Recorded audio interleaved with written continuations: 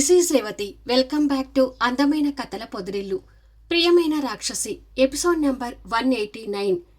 గీత పెళ్లి చూపుల గురించి వింటున్న ఆనంది.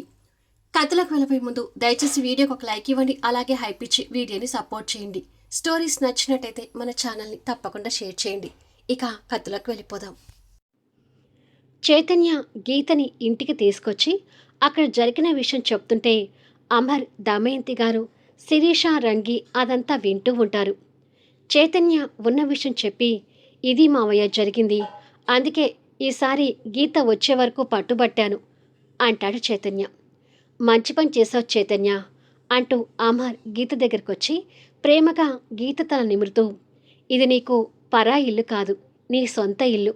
నీకు పెళ్లి చేసి నీ అత్తగారింటికి పంపించే వరకు నీ బాధ్యత మొత్తం మాది గీత అని అంటాడు అమర్. అవునమ్మా, ఇప్పటికైనా ఇక్కడికి వచ్చి మంచి పని చేశావు అంటుంది దమయంతి గారు.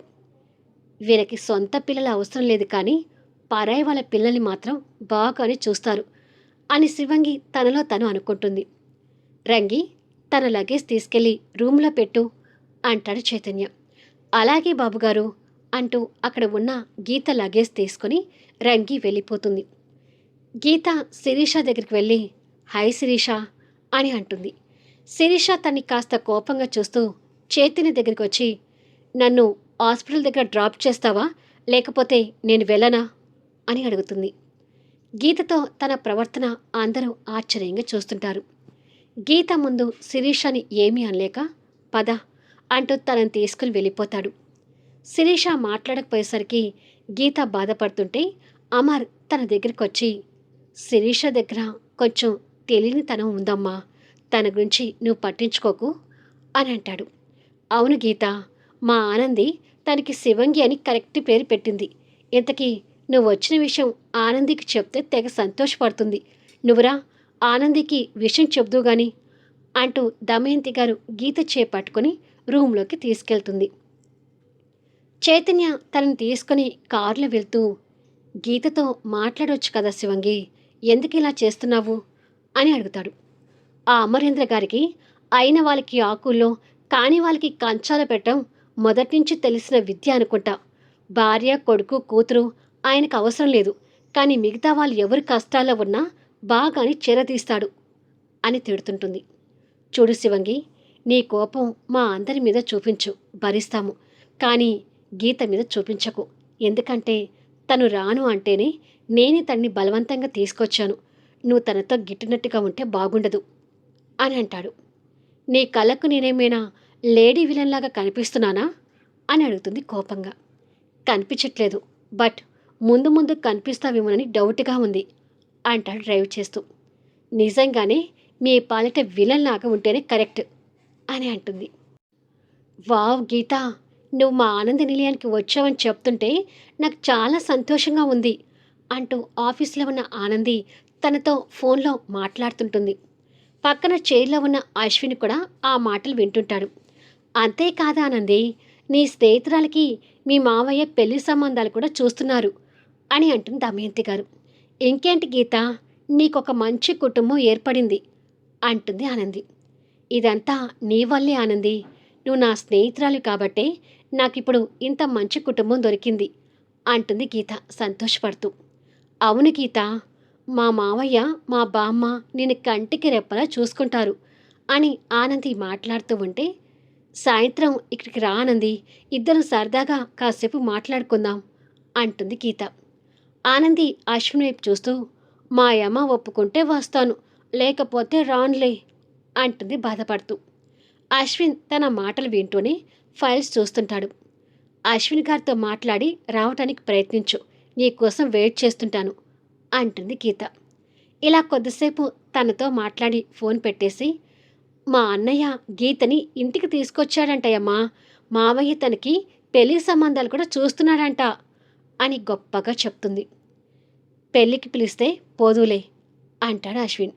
అంటే ఇవాళ నన్ను మా ఆనంద నిలయానికి పంపించవా అని అడుగుతుంది. పర్మనెంట్గా మీ ఆనంద నిలయంలోనే ఉంటాను అంటే వెళ్ళిపో, నాకేమీ అభ్యంతరం లేదు అంటాడు ఫైల్ చూస్తూ. ఆనంది కోపంగా లేచి వచ్చి అశ్విన్ ముందున్న ఫైల్స్ అవతలికి వేసి, నన్ను వదిలించుకొని ఆ చాందినితో సెటిల్ అవ్వాలని ఐడియాలో ఉన్నావా ఏంటి అని అడుగుతుంది. కర్మరా బాబు అని తల పట్టుకొని, నేను ఏమన్నా కూడా ఆ చాందిని టాపిక్ తెస్తావెందుకు అని అడుగుతాడు. నీ మాటలు అలా ఉన్నాయి మరి అంటుంది కోపంగా చూస్తూ. అమ్మ తల్లి, సాయంత్రం నువ్వు ఆనంద నిలయానికి వెళ్ళాలి. సరే వెళ్దూలే అని చెప్పి పక్కకు పడ్డ ఫైల్స్ తీసుకొని చూస్తుంటాడు.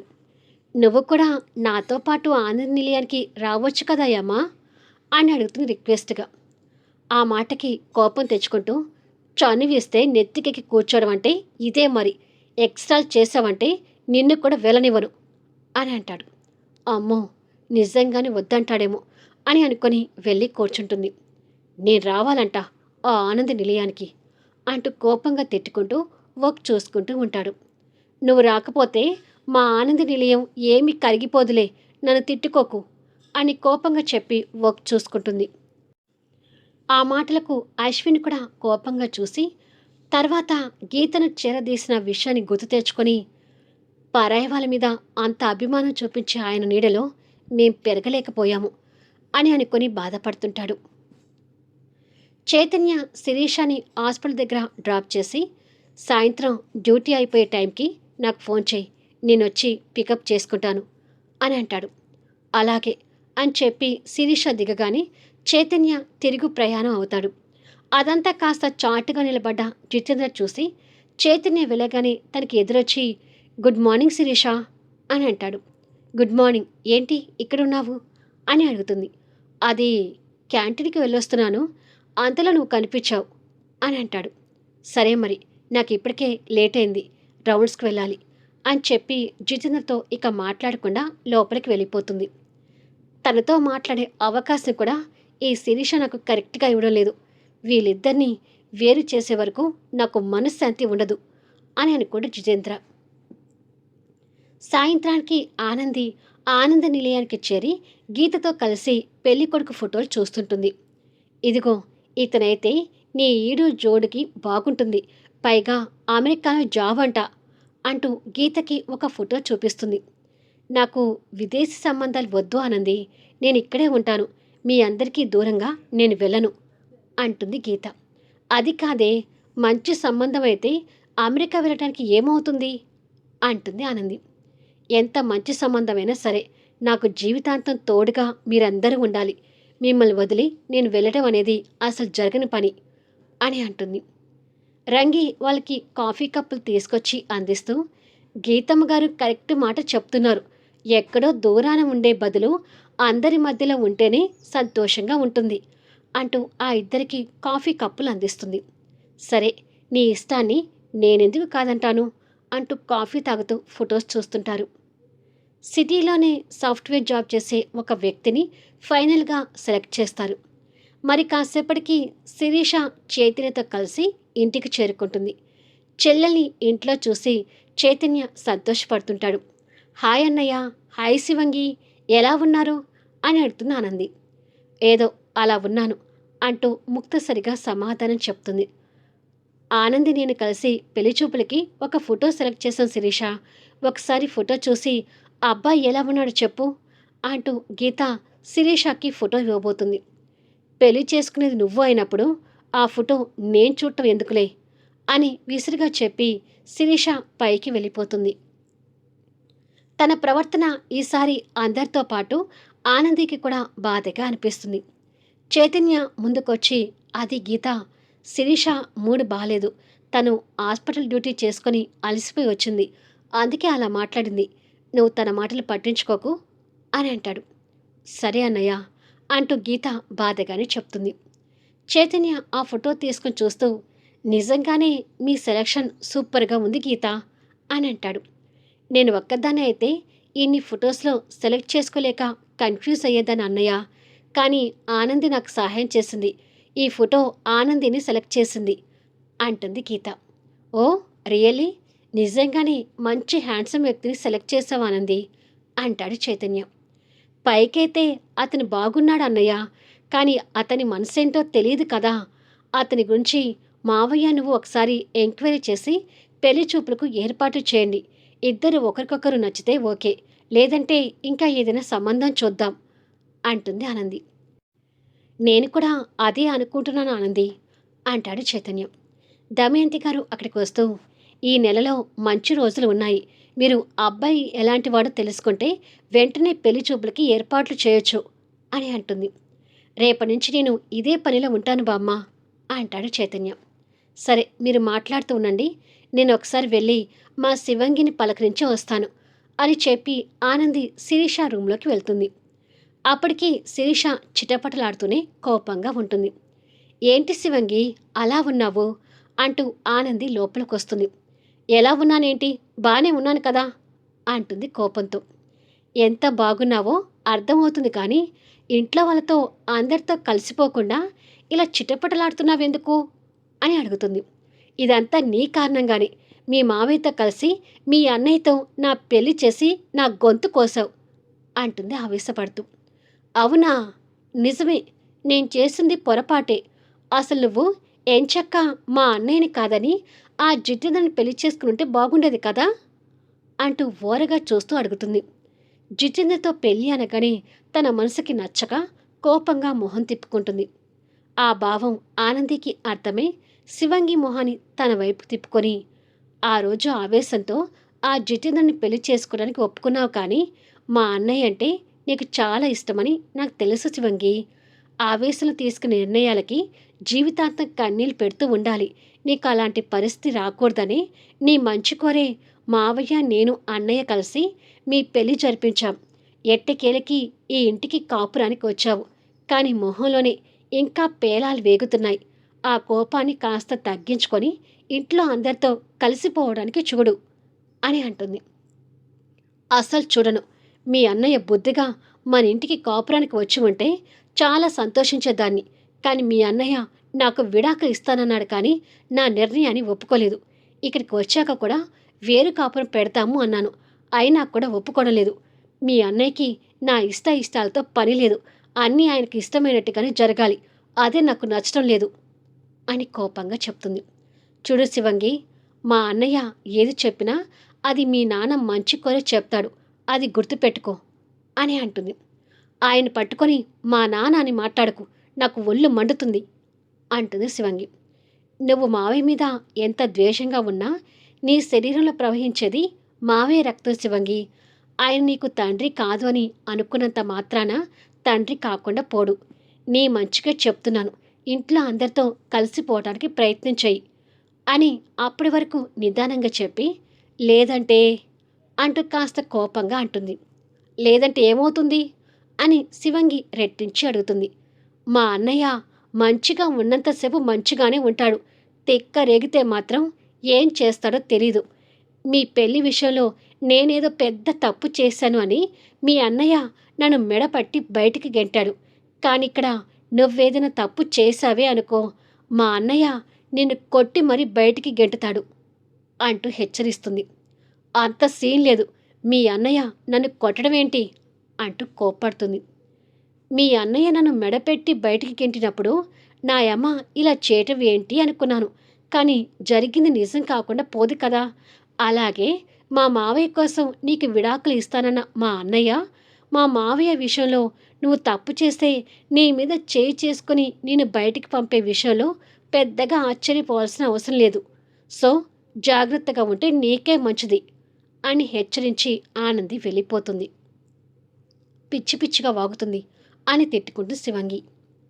కొద్దిసేపటికి ఆనంది నిలయం నుంచి ఆనంది ఇంటికి చేరుకొని శివంగి గురించి దీర్ఘంగా ఆలోచిస్తూ ఉంటే అశ్విన్ రూమ్లోకి వచ్చి, ఏంటి తింగరి, మీ ఇంటికి వెళ్ళొచ్చిన దగ్గర నుంచి ఏదో డల్ అయిపోయావు అని అడుగుతాడు. ఏమీ లేదు అని అంటుంది. లేదు, ఏదో ఉంది, ఏంటో చెప్పు అంటూ తన పక్కకు వచ్చి కూర్చుంటాడు. శివంగి అక్కడ అందరితోనూ కోపంగా ఉంటుంది అమ్మా. అక్కడ తన ప్రవర్తన అంతగా బాగుండటం లేదు అని బాధగా చెప్తుంది. అది విని అశ్విన్ కాస్త బాధపడుతూ, శిరీష గురించి నీకు తెలియంది ఏముంది అని అడుగుతాడు. ఒకసారి నీ చెల్లెలకి నువ్వైనా నచ్చ చెప్పొచ్చు కదా అని అంటుంది. మేము ఎవరు చెప్పినా వినే రకం కాదు. అయినా శిరీష అక్కడికి వెళ్ళాలని పట్టుబట్టావు కదా, అనుభవించు అని అంటాడు ఆనంది మీద కోపంతో. ఏంటి అమ్మా నా మీద కోపడతావు అంటుంది బాధపడుతూ. ఇలా ఉంటుందని చైత్రని ఇక్కడికి వచ్చి ఉండమన్నాం. కానీ మీ అన్నయ్య నువ్వు తెగ ఫోజులు కొట్టారు. ఇప్పటికైనా మించిపోయింది లేదు. మీ అన్నయ్య శిరీషతో వచ్చి ఇక్కడ ఉండమను అని అంటాడు. అయితే అన్నయ్య వాళ్ళు ఇక్కడ ఉంటారు. మనం వెళ్ళి మన ఆనంది నిలయంలో ఉందామా అని అడుగుతుంది. ఏయ్ అంటాడు కోపంతో. నువ్వు మాత్రం రావు గాని మరి మా అన్నయ్య ఇక్కడికి రావాలా అంటూ ఆనంది కూడా కోపంగా అడుగుతుంది. అసలు మన ఆనంది నిలయం ఏంటి? అది నీ ఆనంది నిలయం మాత్రమే అని అంటాడు. ఎప్పటికైనా నువ్వు నేను అత్త అక్కడికి వెళ్ళాల్సిన వాళ్ళమే. అందుకే అది మన ఆనంది నిలయం అన్నాను అని అంటుంది. పిచ్చి పిచ్చి కలలు కనకు అంటాడు కాస్త కోపంగా. ఆనంది అశ్విన్ మెడ చుట్టూ చేతులు వేసి మన ముగ్గురం వెళ్ళి మావితో కలిసి ఉంటే ఎలా ఉంటుందో ఒకసారి అందంగా ఊహించుకో అని అంటుంది. కోపంగా తన చేతులు తీసేసి కలలు కనొద్దని ఒక పక్క చెప్తుంటే నన్ను ఊహించుకోమంటావేంటి అంటూ కోపాడతాడు. ఊహించుకున్నంత మాత్రాన నీ సొమ్మేమి అరిగిపోదులేయమ్మా అని అంటుంది. సరే కానీ ఆ విషయం వదిలే. గీతకి పెళ్లి సంబంధాలు చూడటం ఎంతవరకు వచ్చింది అని అంటాడు. త్వరలో పెళ్లి చూపులు ఉండొచ్చు. ఇదిగోయమ్మా, నేను గీత పెళ్లి చూపులకి వెళ్ళాలి. నువ్వు ఆనంద నిలయానికి వెళ్ళకూడదని మళ్ళీ ఎలాంటి ఆంక్షలు నాకు పెట్టొద్దు అని చెప్తుంది. పెట్టిన నువ్వు వినే రకం కాదు కదా, నీ ఇష్టం వచ్చినట్టు చేసుకో అని చెప్పి అక్కడి నుంచి వెళ్ళిపోతుంటే అశ్విన్ చేపట్టుకొని మీదికి లాక్కొని ఎక్కడికి వెళ్తున్నావు అని అడుగుతుంది. ఎక్కడికి వెళ్లకుండా నీ దగ్గరే కూర్చోమంటావా అని అడుగుతాడు. కూర్చోవచ్చు కదా అంటూ అశ్విన్ నడుం చుట్టూ చేతులు వేసి అప్ చేసుకుంటుంది. కూర్చోమంటే నేను ఉట్టిగా కూర్చోనని నీకు తెలుసు కదా అని చెప్పి తన పెదవులు అందుకొని ముద్దాడుతుంటాడు. శిరీష అదే కోపంతో ఉండేసరికి చైతన్య తన మూడు మార్చాలని తన దగ్గరికి వచ్చి మూవీకి వెళ్దాము, రెడీ అవ్వు అని అంటాడు. నేను రాను అంటుంది మొహం తిప్పుకొని. అసలు ఏంటే నీ బాధ అంటూ శివంగి పక్కన కూర్చొని లాలనగా అడుగుతాడు. నిజం చెప్పు చైతన్య, అసలు నేనంటే నీకు ఇష్టమేనా అంటూ శివంగి కూడా ఆ క్షణం బాధగా అడుగుతుంది. ఇప్పుడు ఆ డౌట్ నీకెందుకు వచ్చింది అని అడుగుతాడు. నేను ఏది చెప్పినా కాదంటున్నావు కదా, అందుకే నిజంగా అసలు నా మీద ప్రేమ ఉందో లేదో అని అనుమానం కలుగుతుంది అని అంటుంది. చైతన్య ప్రేమగా తన మొహం చేతులకు తీసుకొని, పిచ్చిదాన, నువ్వు ఎవరో తెలియనప్పుడే నేను నిన్ను మనసారా ప్రేమించాను. ఇక నువ్వు మా మావయ్య కూతురని తెలిసాక నిన్ను నా గుండెల్లోనే పెట్టుకున్నాను. నువ్వు నన్ను ఏది అడిగినా అది మా మావయ్యకి సంబంధించింది కాబట్టి నీ కోరికను కాదంటున్నాను తప్ప నీ మీద ప్రేమ లేక కాదు. నువ్వే కాస్త మమ్మల్ని అర్థం చేసుకోవడానికి ప్రయత్నించు అని అంటాడు. నువ్వే నన్ను అర్థం చేసుకోవడం లేదు అని అంటుంది కోపంగా చైతన్య చేతులు తీసేసి. మళ్ళీ మొదటికొచ్చావా అని అంటాడు. శిరీష ఏమీ మాట్లాడకుండా సైలెంట్గా కూర్చుంది. ముందు లేచి రెడీ అవ్వు, మూవీకి వెళ్దాము అంటూ తనని లేపుతాడు. తనకి కూడా వెళ్ళాలనిపించి, సరేలే నువ్వు బయటికి వెళ్తే నేను రెడీ అవుతాను అని అంటుంది. ఏం నా ముందు రెడీ అవ్వకూడదా అని అంటాడు కొంటెగా చూస్తూ. శివంగి కోపంగా ఒక్క చూపు చూస్తుంది. పెళ్ళాం చూపుకి భయపడుతూ సరే సరే మళ్ళీ మూడు మార్చుకోకు అని చెప్పి కొంటెగా తన బుగ్గ మీద ముద్దు పెట్టి వెళ్ళిపోతాడు. దీనికే తక్కువ లేదు అని చిరుకోపంగా బుగ్గ తరుముకొని తర్వాత నవ్వుతూ మూవీకి రెడీ అవుతుంటుంది. కొద్దిసేపటికి ఈ ఇద్దరు సినిమా హాల్ ముందు కార్ దిగి ఇద్దరు నవ్వుకుంటూ మాట్లాడుతూ సినిమాకి వెళ్ళడం కార్లో కూర్చున్న జితేంద్ర కంటపడి వాడి కళ్ళు ద్వేషంతో పేలిపోతుంటాయి. ఇలా 2 రోజుల తర్వాత ఆనంద నిలయంలో గీతని పెళ్లిచూపుల కోసం శివంగిని తన్ని రెడీ చేస్తుంది. హడావుడి మొత్తం అక్కడ ఆనందిదే. పెళ్లి కొడుకు వాళ్ళు వచ్చారు, తనని రెడీ చేయటం అయిపోయిందా శివంగి అంటూ ఆనంది అక్కడికి వస్తుంది. మళ్ళీ నెక్స్ట్ వీడియోలో కలుద్దాం. కథ నచ్చితే లైక్ చేయండి, హైప్ ఇవ్వండి, మీ అమూల్యమైన అభిప్రాయాలను తెలియచేయండి.